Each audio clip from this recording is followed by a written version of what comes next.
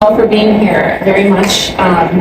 My name is Amanda Zamora. I am the founder of Agencia Media, a media consultancy. I'm the co-founder of the Latino Media Consortium and of the 19th News. And I'm really thrilled to be able to lead the conversation today. That's us. Talk about, my own Latinidad too. I think of it as an evolution also, where younger in my career, I felt like I really had to compartmentalize or minimalize the fact that I was a Latina, and it was not, more than 2 decades. Even now, I'm still working on really focusing on, bringing my full lived experience, my full self to work. And that happened especially at the 19th because that newsroom was designed for people to bring their full lived experience to work. And it turns out when you create that space, you're like, oh, this is actually, it's complicated. I have complicated feelings about my identity. And now that I have the space to express them, it was just a very different experience. And so my first question is to Ana Maria. And I would love if you could help us understand why navigating our identities as Latinos is so complex. You're an academic, and I'd love to kind of understand what the research says about this and how you see this complexity show up in your work with clients. I'm going to pass for the mic. Hi everyone, thank you so much for being here today, and thank you for that question, Amanda. And to the three of you who shared with the greater group, because you provided really helpful examples of that complexity in action, right? Like we heard from the first respondent talking about this idea of intersectionality and how different parts of our identity, when they intersect, they mean that we're having a very unique experience within our Latinidad that may be really complex to address, right? Then we heard about this idea of the labor that we often have to adopt when we are Latinos in a space where there are not many people that look like us or that have the ability to translate in the case of some of us, right? We end up feeling like we're carrying the responsibility on our shoulders for an entire group of people. And as we think about these issues, I want us to think about this concept of Latinidad, right? Latinidad was a concept that was coined 40 years ago by a scholar named Felix Padilla in the context of Chicago, discussing Puerto Ricans and Mexicans. So if we think about that for a second, that's not very long ago, right? And now we're using that term Latinidad to describe 65 million people that represent 33 different countries, that make up 20% of the United States. And, if we talk about intersectionality, there's a million different, combinations of things that we could bring up in terms of how each one of us is dealing with a unique experience. There are people like me who showed up in the United States in my lifetime, right? Like I'm an immigrant. And then people who are first, second, third generation Latinos. And then we have folks whose ancestors never even crossed the border, but the border crossed them, right? And everything in between. If we talk about race, if we talk about gender, there's so much nuance. And if you think about that term Latinidad, there's a lot of, there's like an archetype, there's a stereotype associated with that, right? Like, we all know that as Latinos, we're supposed to like spicy food, we're supposed to be fiery and passionate, and men are supposed to like soccer, right?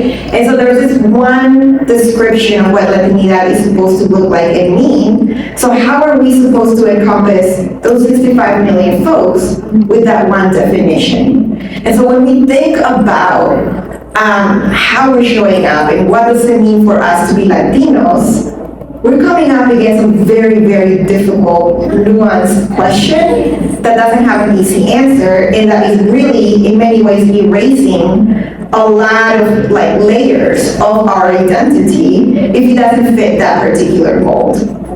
And so as Amanda, as you were sharing your experience in the 19th, right? And some of the difficulty that you may feel when you're trying to come to terms with that, is because you're experiencing some dissonance between what you're supposed to be like as a Latino and who you really are at your core. Who is your authentic self? I could talk a lot more, but I'll leave it at that. That's a great way to sort of set the table. This is expansive idea of what Latinidad even means, where it started and how expansive it really is now. Jose, if you could bring us into the work context, if we could get more concrete, I'd love to hear a little bit more about your experience moving in the corporate world. You've talked about how you transitioned as a Hispanic, as a Latino executive who came to the United States to lead a team as a senior leader and leading a team that was predominantly white and American. And can you talk about the challenges that you faced as someone who had spent so many years in the business and then coming into this new context, what the challenges that you faced were and how you navigated that? This is a very interesting question. Thank you for being here. During my career, I came here in the 2012.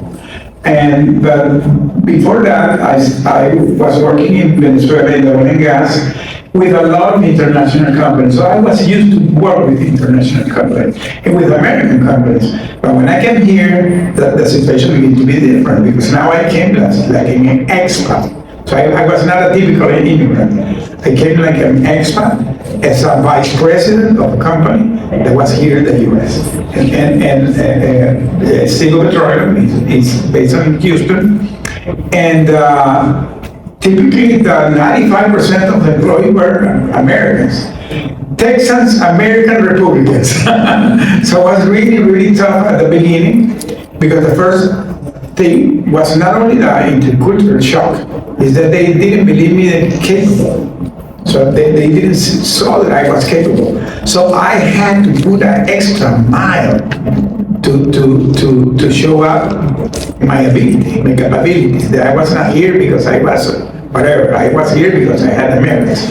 And at the beginning there was a very large cultural barrier. So my first shock was how I can get to these people. And I found a guy that was working with in my organization, that he was also a Venezuelan. I had like 35 years.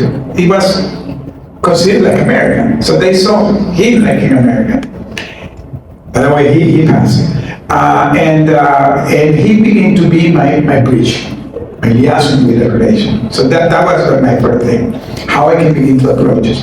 And I try to gain their confidence, because what will happen if I try to impose my authority? I'm the boss. That will not work. So I really try to be more empathetic and begin to show up more in the human side, because for me, always I had taught the way that you can connect with the people in the human side. Because I already came with that experience working with the international company, and I worked with a lot of nationalities. I remember one time working with Italians, and after that working with the Japanese, two different cultures, and after that working with the Chinese. So you can imagine the cultural difference. But when you connect with the human side, the things begin to be different. So the combination of trying to be empathetic with them, trying to understand them, and trying to show up as a human being, and having a reach that could help me. At the end, I could make it, and we did incredible friendship, incredible partnership, and the experience at the end began to be really good. But what's really challenging? It's not easy. The answer is that it's not easy. Yeah. Can we talk a little bit about, Ana Maria, you mentioned these false narratives and stereotypes. We're in the media business, so we're all in this business because we understand the power of narrative. But I think sometimes we externalize what we think of as the stereotypes out there versus the ones in our workplaces. And I'm curious if you could talk a little bit more about what kind of narratives show up at work. One example that I think of in my own is like this idea that we're so hardworking and we express a lot of gratitude, and like the idea that people can take advantage of that. And so then feeling cautious maybe about being perceived in a certain way. Or can you just talk about sort of the complexity of false narratives that may show up or that we internalize at work, and how to kind of, what are those narratives, and how do we deal with them? Absolutely. There's many, of course, we all know that. I would start by talking about this idea of imposter syndrome. When working with clients, I would say that is probably like one of the top 3 concerns that people come to me with.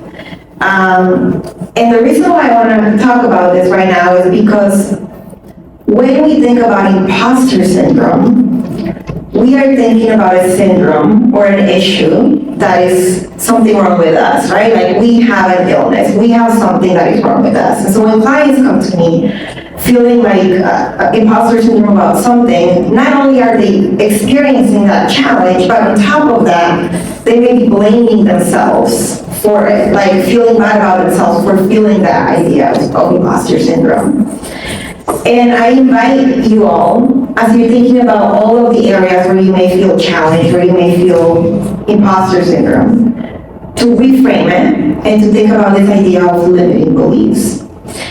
And the reason why language is important, and I know you all know that in your industry, is because as we think about limiting beliefs, we are not necessarily blaming ourselves and thinking that's something we're doing wrong and saying we have an illness, but we are acknowledging the systems that are bigger than ourselves, that are in place, that are really adding and informing those limiting beliefs that we are experiencing. And so by doing that, we're able to then have some action steps and be able to move the needle and to say, okay, I'm experiencing, I'm really nervous about this promotion, or I'm really nervous about whether I have what it takes to move to the next step. And I understand that part of it has to do with the fact that as a Latino, there are not folks that look like me in my family, in terms of that have the position that I have within my career, or there are not folks within my immediate department that look like me, right? And so by understanding that, it really helps. It helps us be able to change that narrative. So that's one of many. When it comes to those narratives about our community, right? Like a really common narrative is that we are very community oriented, that we like to put our head down and work hard, and we respect hierarchy, and we don't want to, say something that's going to contradict our direct supervisor, for example. And so that's a narrative also that comes up pretty often. So yeah, those are 2. That's one I like to bust very as much as I can. What about you? What, in either in your own experience or in your work with clients, what are the kind of recurring narratives or themes that you feel like people come to you with, that maybe they don't see when they start working with you, but that you are able to help them kind of identify and overcome? So I agree with Maria. One of the biggest challenges is that the people always are thinking, am I good enough? And do I really have the capability to do this? And I always encourage them. I use a word that is, everybody has the unbreakable spirit inside. What you have to do is unleash it. Everybody has a leader inside. Everybody is a leader. Maybe you don't know it, but everybody is a leader. Of course, there are variations, but everybody has those capabilities. And I challenge them, I encourage them, how they can discover that inner force that they have inside. Because sometimes it's because, one of the biggest challenges, and in the Hispanic community is really high, is that the traumas that they come from generational traumas, and trauma that the people, as immigrants, many people that come here as an immigrant already come with traumas. And I can talk about my experience as being an immigrant, a Venezuelan immigrant, that we came from a country where the people were really very well studied, and then when they came here, they found a challenge that they could not do what they were doing in the country. So it began to be a challenge to them. I mean, most of them could go and that barrier, and then they could become good leaders. So one of the most biggest challenges is exactly that the people don't believe that they're good enough. And the only way to overcome that is believing in yourself. That's it. Do you have something that you wanted to add? If we don't get to it at the end. Okay. Well, you touched on trauma, so I want to talk about that. You obviously had your own very, very traumatic experience, and I think that's something I also have thought a lot about since being at the 19th, again, where you're creating a lot of space for people to be able to acknowledge the things that they're struggling with and their direct relationships to the stories that they cover. I think we're all experiencing that now. When I started out in news, the only people who would get support, mental health support, were like foreign correspondents who were going out into the field and seeing war. And I think what we're starting to recognize is that a lot of journalists are exposed, have vicarious trauma, just oftentimes through the reporting that they're doing. They don't need to be in a war zone necessarily to be experiencing that trauma, or to have a personal connection based on their own family history, their own experience as an immigrant, or there's all kinds of ways that we can find connections to trauma through the work. And so I'm curious to hear from both of you what guidance you have for people in even understanding how their own experiences with trauma might be showing up in the work, and then how to deal with it when they do recognize that. Well, I want to share with the audience my experience, because it really reflects that. Picture this, I was in the pinnacle of my career, and it happened that I went to a travel and I got caught as a hostage and stayed there 5 years. So it was a big trauma. But when you begin to think that even that you're going through any situation in your life, any dark situation in your life, in my case, I began to think in my family. I began to think in my family, and that kept me moving. We were 6 guys, and we began to cheer each other. So this is part of the supporting that people need. But that doesn't mean that when I came back, I didn't have traumas. So one of the challenges that I encourage the people is, don't hide your traumas. Seek for help. Sometimes one of the biggest challenges that the Latino community has is that they don't like to talk that they have trauma. The only Latino that can do that, I believe, are the Spanish and the Argentinians, that they love to go to a psychologist. but the others, nobody, in my country, when you said that you were going to go to a psychologist, the people saw you like you were crazy, So the people hide their traumas. And you need to say, hey, I have a trauma, but I need help. And when you're experiencing any situation, you need to seek for help. I have a therapist that I stay with her on a weekly basis. Even though I feel that I'm okay, and she tells me, hey, Jose, we're going to do, no, I want to continue talking with you, because now we're going to become friends, But I decided not to be shy on this. I experienced a traumatic experience, and I needed to have help. So this is something that I encourage to anybody, because it's a reality. The people that they are coming from other countries always comes with a trauma.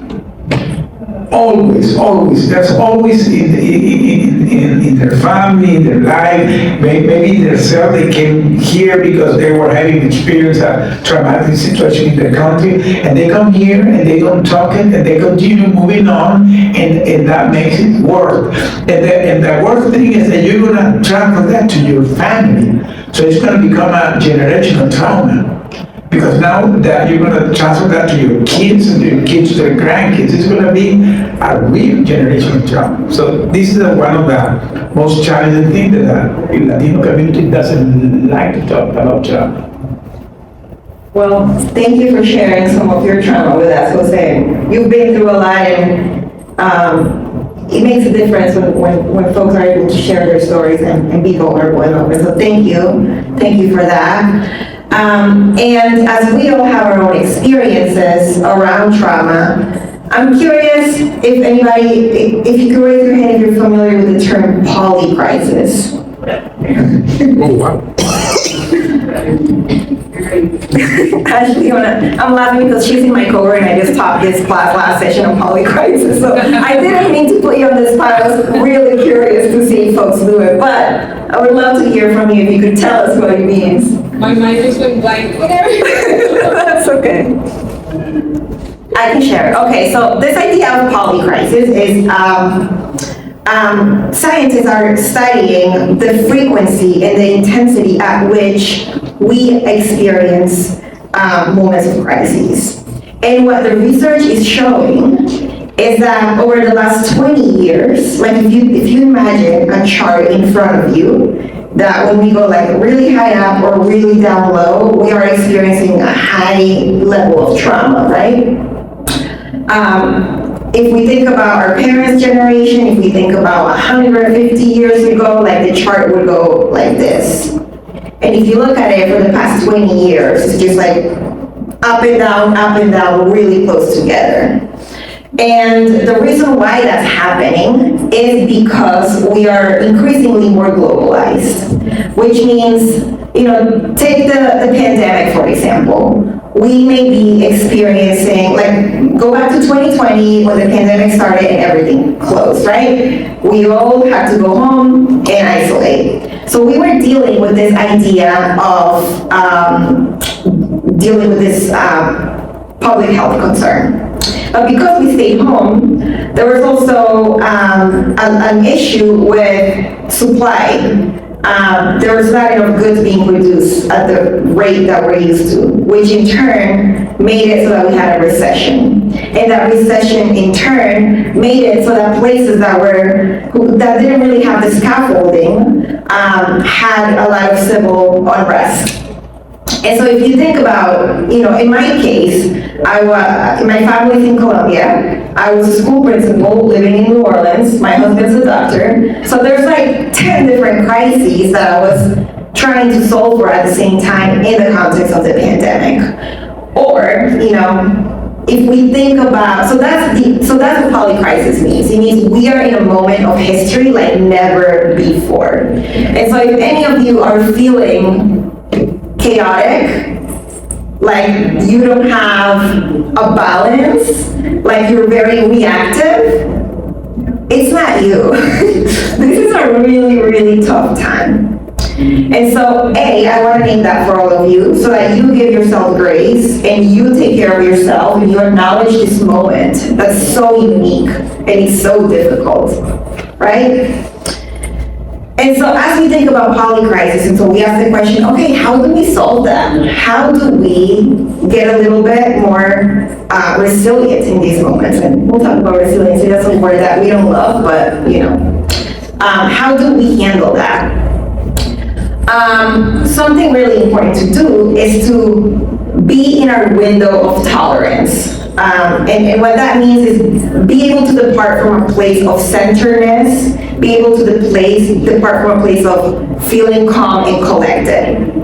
And we do that by doing a lot of the things that we all have heard people talk about. Going to therapy, working out, eating healthy, right? And each one of us has different strategies and ways in which we can essentially grow our window of tolerance and be in a place where we can defend. Like basically we're not being reactive, we're not like closing off, we're not triggered, right? So there's a lot of strategies for how to do that, many of which I know you know well, right? Like you've heard all the things. So I'm not gonna sit here and tell you those things. But what I will tell you, and my challenge to you all as we think about your personal trauma, and the reason why it is so difficult to crack the code is because each one of us has a very unique experience, and we need to understand ourselves at a really, really deep level in order to actually solve those problems. And what happens? Our body is really good at giving us data and at telling us what are those triggers, where is that trauma? And we are really, really good at not listening to our body. And so my call to action to all of you is to pay attention to your somatic responses. As we're sitting here today, and as we talk about this idea of trauma, as we hear about, there's plenty, there's a whole menu in the poly crisis in terms of things that are not going great that we could be triggered by, right? What I'm going to ask you to do is to pay attention to how your body responds when something bothers you. Some people may have a headache, some people may get a pain in their stomach, etc. Keep track of that. As a social scientist, I'll tell you, that's data. And that's data we are very good at ignoring. And what you need to do is get to know yourself at a deeper level. So out of all the things that are happening, what are the things that are triggering? When is it that you're actually like clenching your fist or holding your breath? So number one, I want you to do that because I want you to understand the data. I want you to begin to see trends. And if you're interested, I have a somatic log. I'll have a QR code at the end and you could email me, and I'm happy to send that resource your way. So one reason for listening to your somatic responses is for the data, so that you could actually understand what's wrong and then solve for whatever trauma you're experiencing. The other reason why paying attention to your somatic responses is so important is because the reason why our body may respond with whatever response is having on us, like the tense shoulders or whatever it is because it's telling us, it's signaling to us that we are in danger. It is a defense mechanism. And if we ignore it, we subconsciously disengage from that conversation. So as we're sitting in this room right now, if I mention something that triggered you, if I talked about Latinidad in a way that didn't sit well with you, and you experience that somatic response, if you don't acknowledge that for yourself, that's the moment you take out your phone and start scrolling. Or that's the moment you start thinking about what you're gonna have for happy hour as soon as you walk away from this room. And so being able to push yourself and tell your body like, hey, this is triggering, I'm going to sit with this discomfort because I'm actually invested and this actually matters, is a really important strategy to help you move through that trauma and understand what's underneath it all. We have a couple more questions probably, and then I want to save the last 10 minutes for you all to have questions. There's so much wisdom here, and we could go on for a whole other hour, so think of what you want to ask them. I want to stick to this idea of like how trauma and triggers like present.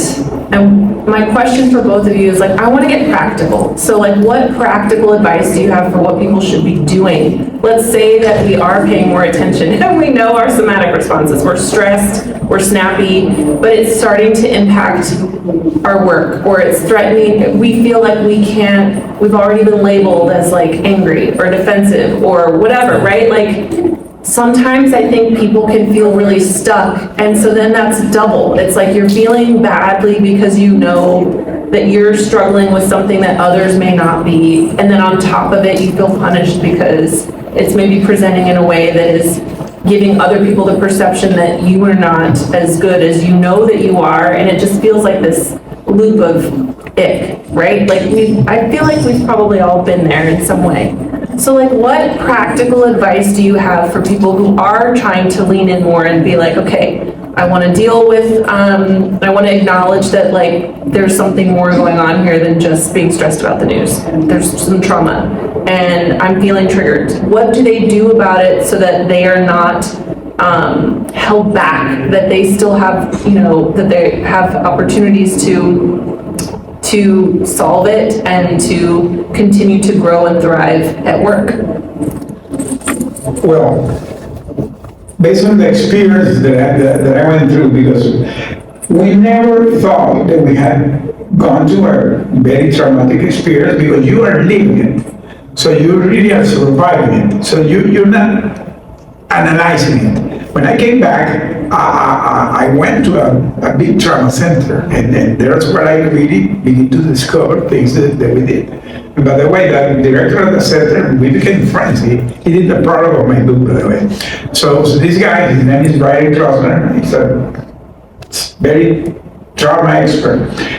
After having a lot of conversation with him, and he analyzed things that we did, and when I came back, I transformed that in a coaching program. And I always talk about 5 things that are key in any situation in your life. The first thing is in any situation, the first thing you have to do is be calm and focused. Write down that. Calm and focused. Why calm? Because when any situation that you're going, the first thing you have to do is understand why you're going through it. And the only way to do is be calm and focused. Because that being calm and focused will let you to understand the things that you can control, the things that you cannot control. Because one of the biggest triggers of trauma and anxiety is you trying to control things that you cannot control. And when you understand that you cannot control things, so you are more conscious of how you are gonna attack the situation. The thing that you can control, you're gonna try to control. The thing that you cannot control, you're not gonna try to influence.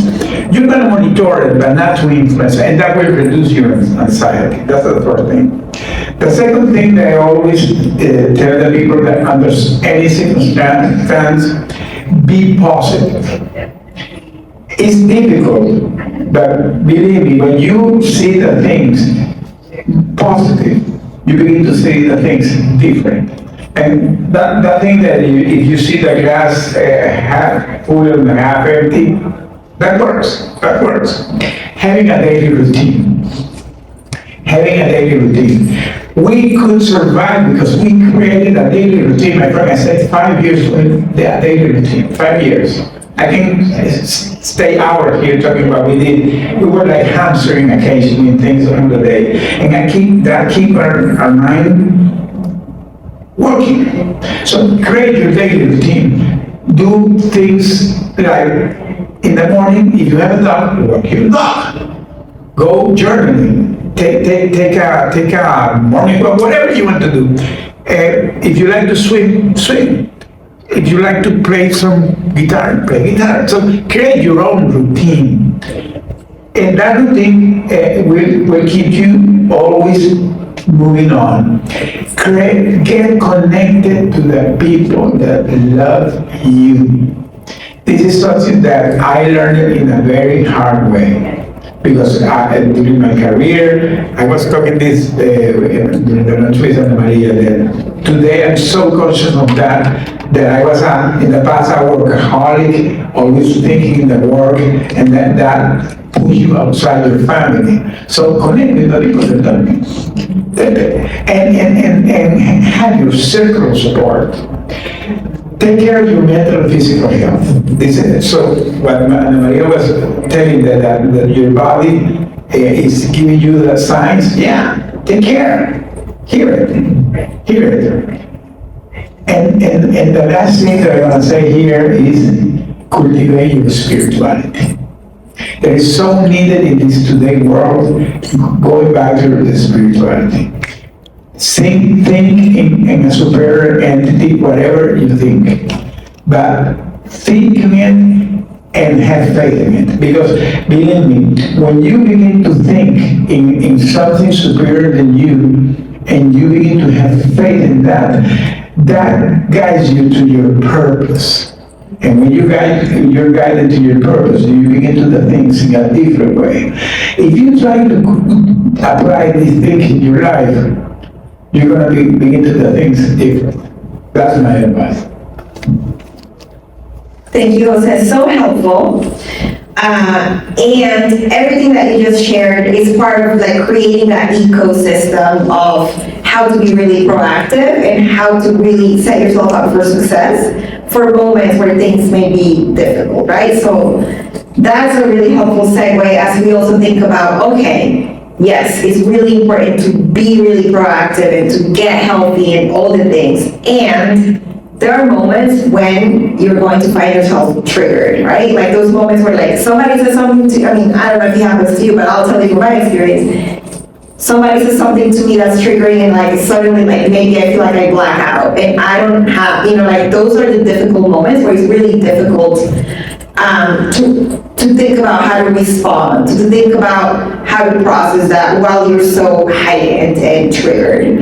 And so what I would encourage you to do is to, based on the data that you have about yourself, come up with a plan, a proactive plan for when that happens. And that's something I work with my clients on. So if I have clients, that say, and obviously it shows up from people differently, like maybe they feel like they need to cry, or maybe they have an instinct, they want to yell at the person who said something that triggered them, right?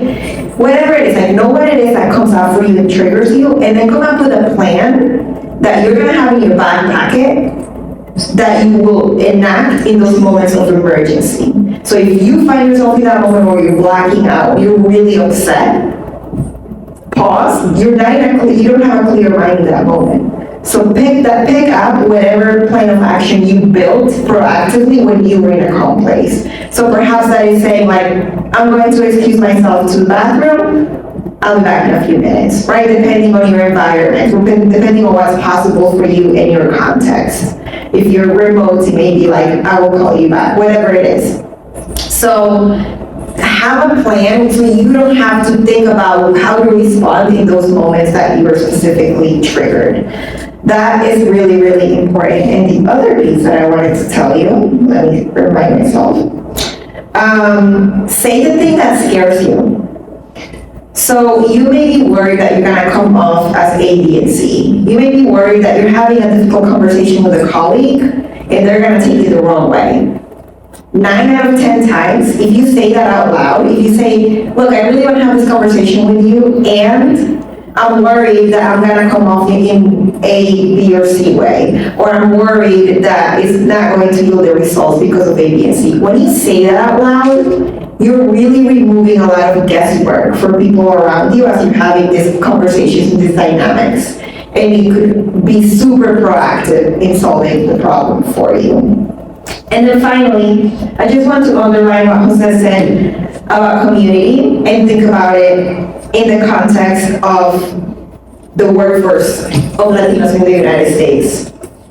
Even though we are 20% of the US population, only 7% of us make it to entry-level jobs. So when you think about that figure, as we are moving through the pipeline, there's less and less opportunities for us to get to the top, right? And what do we know? This goes back to your original comment at the beginning of the session of like feeling different, right? And feeling like people may be suspicious about you, or whatever feeling you may have as a Latino, as an only person in a specific room. When we have that lack of representation, it's really difficult to see ourselves moving up. It's really difficult to see ourselves in positions where not many very people that look like us or sound like us are. And something else we know about the data is that every single one of you sitting here today, everybody has a bias towards people that they identify with. Whether that is identity, whether that is you all, you like the same sports team as the other people, like we have biases. That's just a fact. And so as Latinos, if we just do the math and we think about the lack of representation, that means there's so many less people that have biases towards us that are going to be our champions. And so when you think about building and like being really proactive about those moments in our lives, think about how can I grow my network? Perhaps there's champions within your organization, but that's when we limit ourselves often because perhaps that executive Latino in our organization is super spread thin for many other reasons that we can also talk about. I know there's a lot of executives in the room. And there's other folks in other organizations that may be really helpful for us to be really proactive about bringing into our network. And not only are they going to support us in terms of helping us see what it's like as we continue to move through those different leadership ranks, But as we build those connections, it makes us be more competitive within our own roles. And it really helps for our local context within our organizations. So those are some tips. One last question. You know, most of us are going to go back into environments where, unlike the support that we have in this room, we're going to be the only or among the few. And DEI is disappearing if it exists at all. And I wonder, you've given us lots of strategies to kind of think about the work and how we navigate individually. Can you talk about some of the benefits of sticking with that work that you've seen with your clients? Because I think the pressure can be to, like you said, put your head down and just sort of grit your teeth through it because it's tiring. This is so tiring. And so can you talk a little bit about like what is on the other side for us individually and us as a community? Like what do you see as sort of the benefit of us persevering together to help each other rise in this context that we're in? Well, the developing community always has been one of the biggest challenges, and today is much more. And one of the things that I see in the Latino community there, as Ana Maria mentioned, that we are not like other type of ethnicities that are more, have more sense of community, the Jews or the Black or the Asians or whatever. We are kind of different, but we need to really try to do more community. These type of events, for example, having circle of support is, and in today's world is, I believe it's mandatory. I cannot imagine today if the people really don't need to work together. With all those things happening today in the Hispanic community. So one of the biggest challenges is we need to really begin to think more in creating better networks in our groups. Yes, absolutely. What I would say is, as we think about going back to our jobs and perhaps feeling isolated, and like what, to your question, I mean, like what's in it for us? Like, how are we going to persevere as, there's lack of support and representation? I'll just share anecdotally as I work with my clients, something that comes up. When I work with my mid to senior career folks that come to me for support on Latinidad, authenticity, leadership, there's a really common trend. Something that often happens is that when they started their careers, they said, I'm gonna put my head down, I'm gonna do the work, and because of all of the isms and biases that we experience, I'm going to tone down my Latinidad. I'm sharing this not from a place of judgment, I'm sharing this from a place of reality, and that is a survival mechanism that many folks have had to do. And so they start their career, and that could look like, maybe they're not gonna warm up their arepa in the microwave at work, or they're not gonna like listen to Karol G, or whatever, right? Like it looks like different for different folks. And that seems to work, and people don't seem to think much of it in the beginning. By the time they get to me at the mid-career senior level, that's a big problem. Folks end up feeling this feeling of dissonance. They don't feel like they're being authentic. And things that they were willing to give up in the beginning of their career, suddenly, or not suddenly, gradually, becomes really, really important to who they are. And that idea of, I don't feel like I belong within my organization, I don't feel like I can be myself, becomes core to the next moves that they want to make. And that's one of the large reasons why we're not making it to the top of the leadership, right? It's because we're getting burned out at mid-career levels. We're tired, and we actually do care about our identity. And depending on your intersectionality, right, like maybe you're white presenting and you were able to get away with a lot of assimilating. Now there's like a whole side of you that may be like, well, I don't even know how to like come out as Latino anymore, and my Latino community is gonna judge me for it too, because there's also that whole layer that we could talk about. And so that's why it's so important to be authentic, because the burnout is so real. And what we give up is so real when we don't. So that is what I'm noticing with my clients who are millennials, who are in mid-career and executive level. My Gen Z, my entry-level folks, different deal, and that gives me so much hope. That, you know that saying, media aquí, media allá, neither from here nor there? Entry-level folks oftentimes are talking about the aquí y de allá. I'm gonna pick and choose the things that serve me about my Latinidad and the things that serve me about my Americanidad. And that's a really beautiful approach, right? Like, that's really helpful. So that is just some hope for you all as we think about folks who are coming and joining us, following our footsteps in a more authentic way. And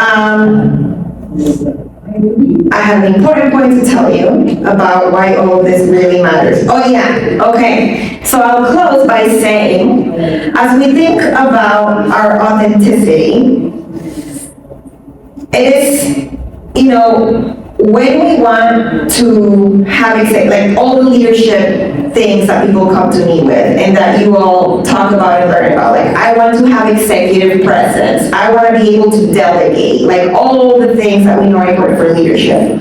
When we are trying to assimilate and we're mimicking other people who don't have the identities that we have, it's not coming off authentic. And it doesn't matter how much training we get on executive presence, we're not going to authentically be present in an executive way because that's not who we are. We're not letting our true self shine. So all of the things that we learn a lot about leadership are really important, but they're not going to come to fruition if our core is not centered and it's not rooted in who we really are in our values. Yeah, the benefit is feeling liberated in your work to be yourself and, like, yes. I wanted to save more time for questions, and I did not do a good job of that, but does anyone have a question? Yeah. Thank you, everybody. My name is Joe Reese. I'm a former Knight Fellow from Stanford.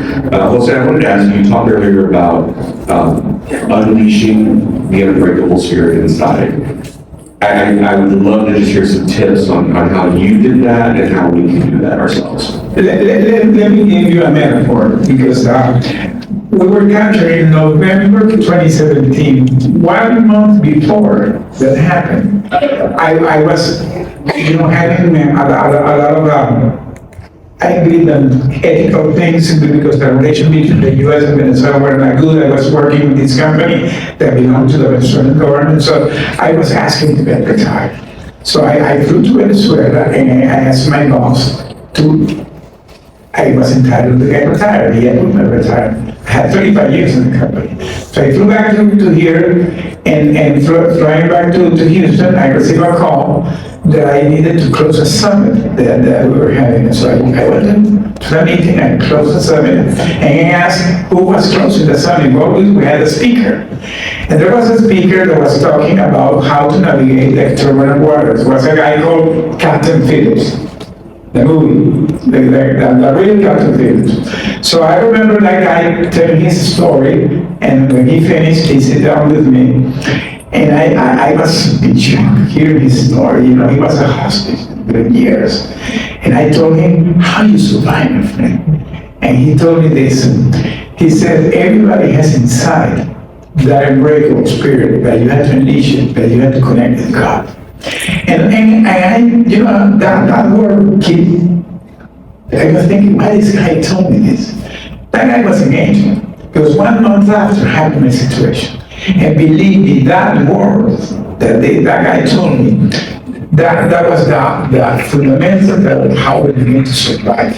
How we did it is a combination of things. The first thing is that when defining your purpose, I always talk about purpose. Have you ever read the book Men in Search of a Meaning by Viktor Frankl? Yes. Yes. Do you know the book? Viktor Frankl, with an L at the end, read that book, Men in a Search of a Meaning, Viktor Frankl. Viktor Frankl was a survivor of the Nazi concentration camp. He's a creator of the logotherapy. And he discovered that the people that survived in the Nazi camps were those who find purpose. So when you find a purpose in your life, what is your true purpose? That is the fuel that keeps you moving. That's the way that you can unleash it. There's a lot of things, but this is the snippet of how you can do it. My training and what I try is to help the people to unleash that, because I always say, everybody has that spirit inside. We're gonna squeeze in one more question. Hi, I'm Veronica. Thank you for doing this. I really want to ask my question about kind of being in the middle. I'm not a manager at my place of work, but I do oversee like a small team. So I feel like the women on my team, most of us are minorities, but I'm the only Latina. So how can I help them break the mold of being the person who did feel like they have to like shrink themselves, while also trying to like explain to my managers who are not Latinas, what that's like to kind of build that bridge between the two, the Gen Zers and the older generation that may not fully understand. Thank you so much for your question. And so if I'm understanding correctly, it's like, how can you help elevate folks who are Gen Z and at the same time also work on your own leadership and make yourself stand out? And not get burned out. And very basic question. Well, I think the fact that you've been asking the question and showing up to this space is half of the battle. Recognizing also the nuance and the differences between what you may be experiencing as a Latina in your role and the people that may be reporting to you. That's something that is really difficult when we are leading and supporting other folks of color or folks who are minoritized for different ways.